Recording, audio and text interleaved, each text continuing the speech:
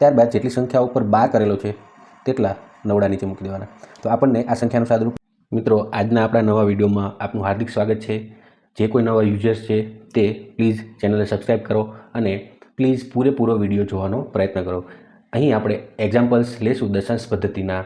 જે સૂત્રો આપેલી સંખ્યામાં લસા શોધવાનો છે. તો દશાંશ પદ્ધતિના લસા શોધવાનું સૂત્ર છે કે આપેલી સંખ્યાના અંશનો લસા ત્યારબાદ છેદનો ગુસા. તો આપેલી સંખ્યાને અંશ અને છેદમાં ફેરવી દઈશું. 3/1 27/10 9/100. તો આપણને 3 સંખ્યા મળી ગઈ છે. તો આનો આપણે અંશનો લસા લઈ લઈશું.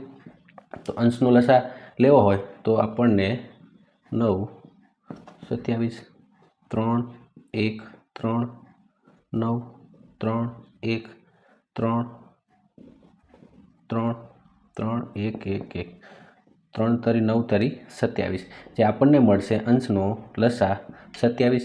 ત્યારબાદ છેદનો ગુસા મળશે આપણને 1.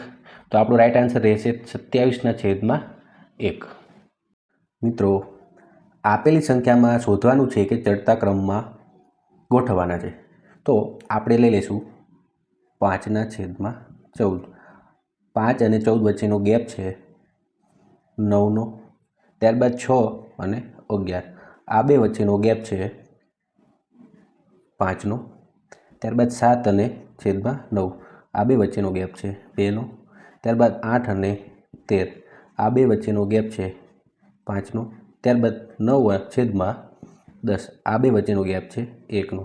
મિત્રો, જે સંખ્યા વચ્ચે સૌથી ઓછો ગેપ તે સૌથી મોટી સંખ્યા થશે. તો સૌ પ્રથમ થશે 5/14 5/14. ત્યારબાદ આપણને 5 ગેપવાળી બે સંખ્યા મળે છે. તો તે બંને 6/11 અને 8/13 છે. તો આ બંનેને ક્રોસ ગુણાકાર કરવાનો. ઉપરનું પદ અને નીચેના પદનો ગુણાકાર તો 13 × 6 = 78 અને 11 × 8 તો આપણને મળશે 88.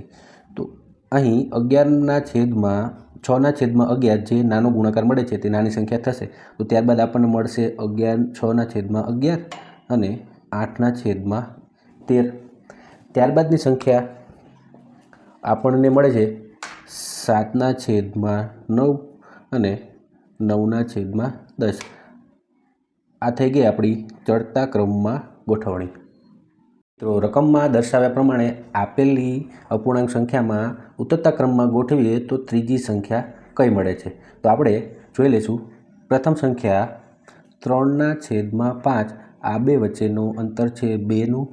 1/8 આ બંને વચ્ચેનું અંતર છે 7નું. 8/11 આ બે વચ્ચેનું અંતર છે 3નું. 4/9 આ બે વચ્ચેનું અંતર છે 5નું. 2/7 આ બે વચ્ચે અંતરનું પણ છે 5નું. 5/7 આ બે વચ્ચેનું અંતર છે 2નું. અને સૌથી લાસ્ટ 5/12 આ બે વચ્ચેનું અંતર આપણને મળે છે 7નું. હવે આપણે ઉતરતા ક્રમમાં ગોઠવવાનું છે. તો આ બે સંખ્યાનું અંતર સરખું છે અને તો આ બે વચ્ચે સૌથી મોટી સંખ્યા કઈ હશે તે મેળવી લઈશું.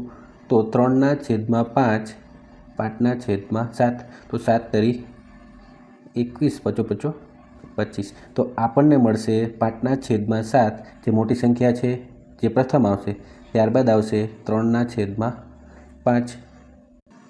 હવે મિત્રો, 3 અંતરવાળી બીજી કોઈ સંખ્યા નથી તો આપણે ડાયરેક્ટ રાખી દઈશું 8/11. ત્યારબાદ 5 અંતરવાળી બે સંખ્યા છે. તો તેમાં પણ મોટી કઈ સંખ્યા છે એ આપણે શોધી લઈશું. 2/7 તો 7 × 28 9 × 18. તો આપણને મોટી સંખ્યા મળે છે 4/9. તો આપણે લખી લઈશું 4/9. ત્યારબાદ 2/7.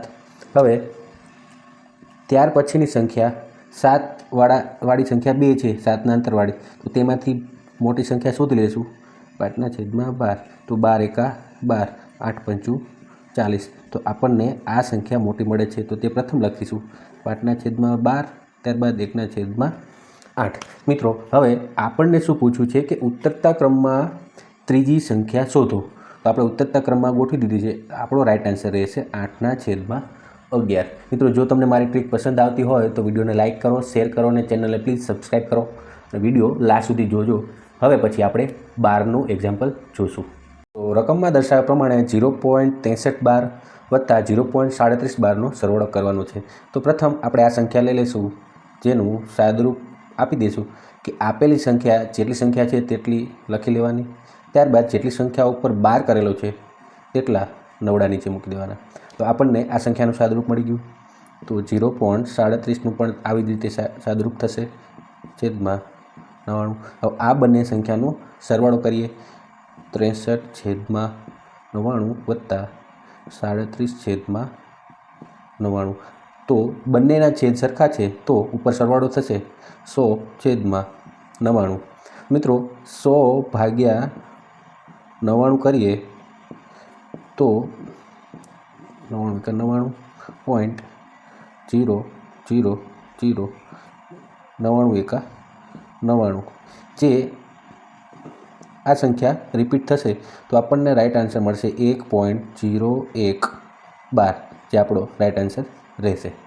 મિત્રો અહીંયા સુધી વિડીયો જોવા માટે આપનો ખૂબ ખૂબ આભાર અને પ્લીઝ 12 વાળો મારો આગળનો વિડીયો છે તે ખાસ જોજો.